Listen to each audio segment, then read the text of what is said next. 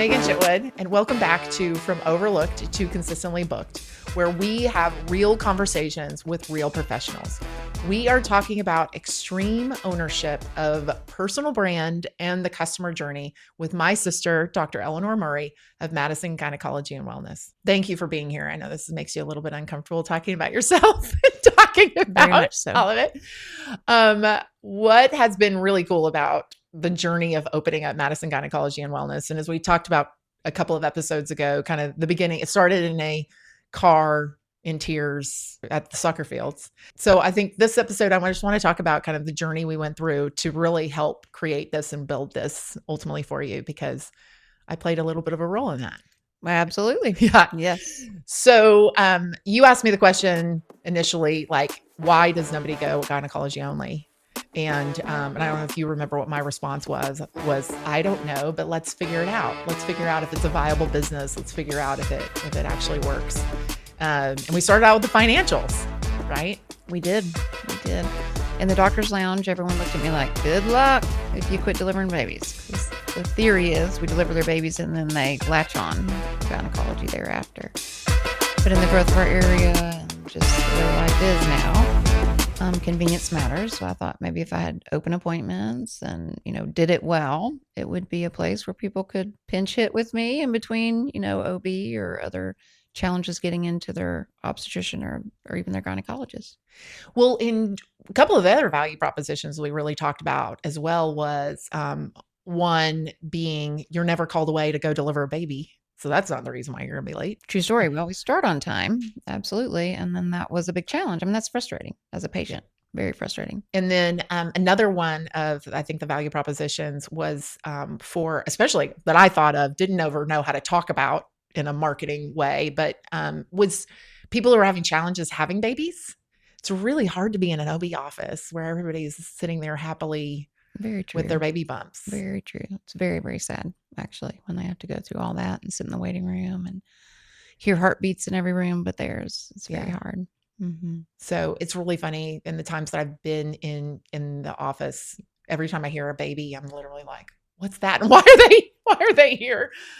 Because we've carved out a really good niche. I think so. I'm glad the area grew enough to, I think, help with that. But yeah, I think it's working. Going back to kind of how it was created, we started off with the financials. We worked through all of those things. I say we loosely.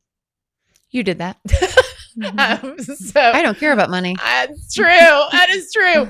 I remember you saying that to me a couple weeks ago, and I was telling you about the financials, and you were like, I don't really care about that much. And I literally was like, what?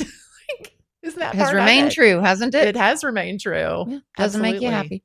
It doesn't make you happy. You're absolutely right.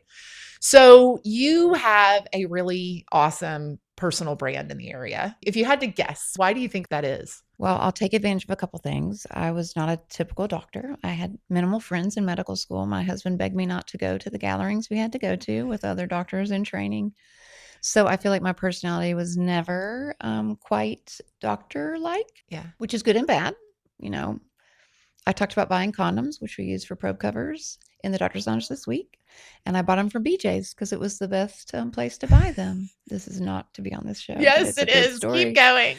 So I ordered 2 boxes at 96 condoms, 4 things of pot stickers, and I announced it in the doctor's lounge because I borrowed my friend's account. She uses my Costco. I use her BJ's, and I couldn't wait for her to see the order that I did under her name.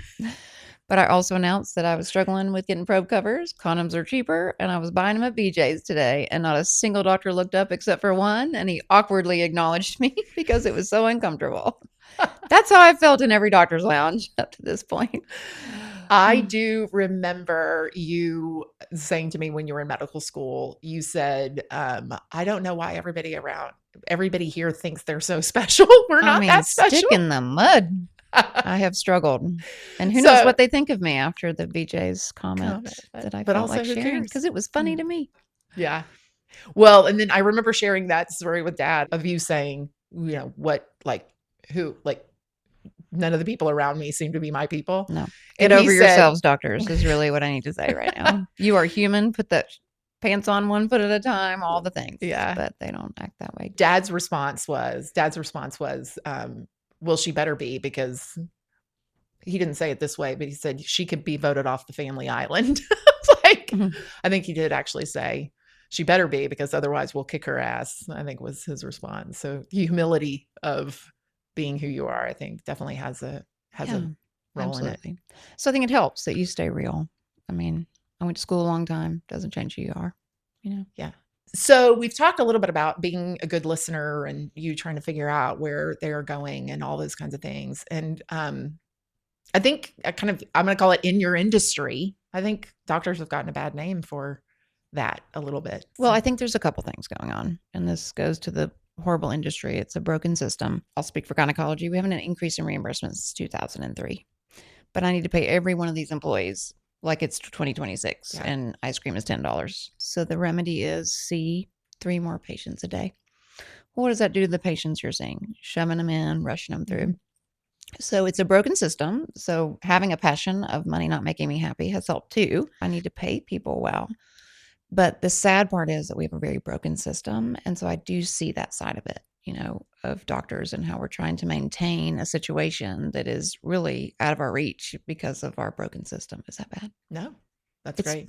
True. And so what are your options? You know, the patient comes first. And I think all of us went into it with that mindset. It's just, where has your life taken you to where you're trying to maintain what you're used to? Yeah. And I think in their defense, that's all we can do. We are a fee for service situation. I see a patient, I get paid. I don't see a patient, I don't. Doctors will never starve, but it's sad that we come out with so much debt and we have to remedy our days with those kind of things.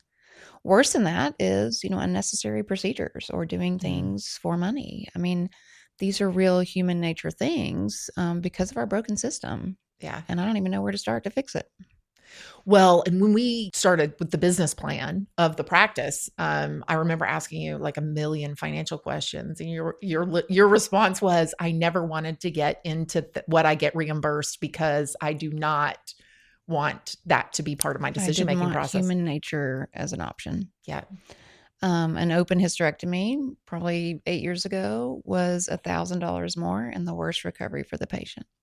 I struggle robotically for hours to get things out through small incisions for a less than fee than the open incision. And I didn't know that until I opened this place. Yeah. But I'm proud of it because it was the right thing to do. Yeah. But that's our broken system. What was really wild about the stagnation? So I helped you set up the systems, right? And we can talk about the technology and things like that and how that aligns with making things a little bit better. But we got an email that said you can start charging credit card processing fees.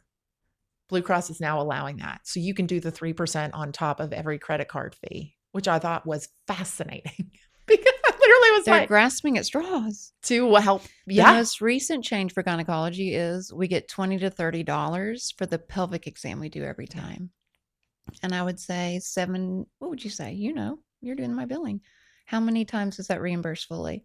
Fully? Never. Mm-hmm. So it was the medical societies for us. So our governing body went and they're like, look, guys, we got you $20 to $30 because you do a pelvic exam.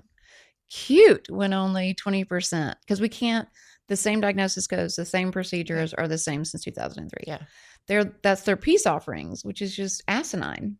Like, I'm getting better. I'm learning more and I'm getting paid as if it was my career, 19 years. Yeah. I mean, it's just ridiculous.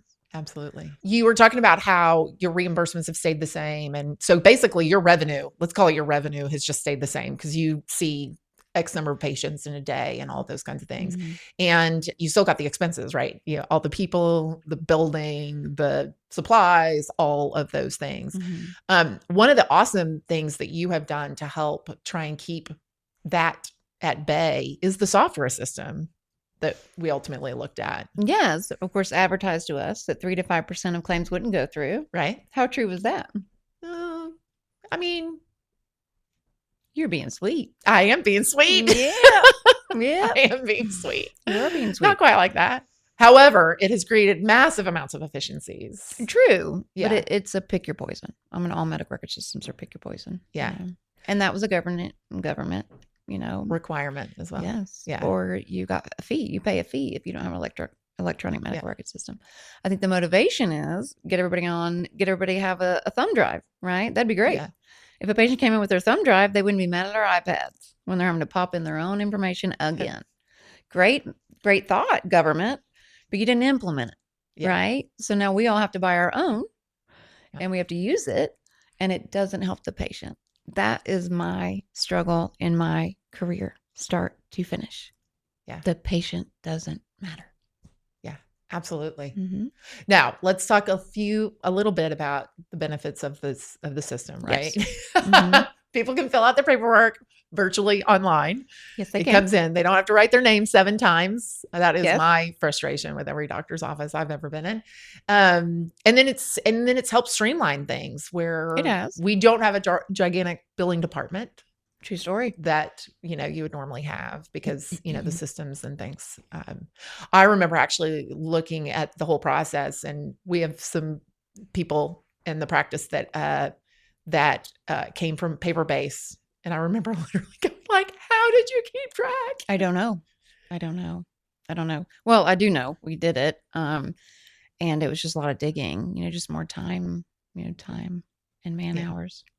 Yeah. More people and all of that kind of stuff as well. Mm-hmm. Sure. This has just been like having your personal brand to build a practice around has just been absolutely fantastic, because I think you got to, when you kind of said in the last episode, I wanted to do it the way that I wanted to do it. And then I think you've brought on believers, because you've got great people who believe in your brand as well. Mm-hmm. I think everyone goes in the medical field for the right reason, and including our staff. It's just where they can find a place where they walk away as proud of their work as they want to be. Yeah. And that's what we're shooting for. Because I made a difference. I made someone happy. I eased anxiety. I treated a disease. I cured someone. That's why we go into it. It's whether or not in the current setting you can get there. Or stay there. Big time. Yeah. Staying there, staying positive about what you're ultimately doing. Mm-hmm. In our next episode, we are going to talk about what people remember about their experience and what they tend to share about their experience. So if you like real conversations like this, please like and subscribe to the channel and drop us a comment below on something you'd like us to dig into.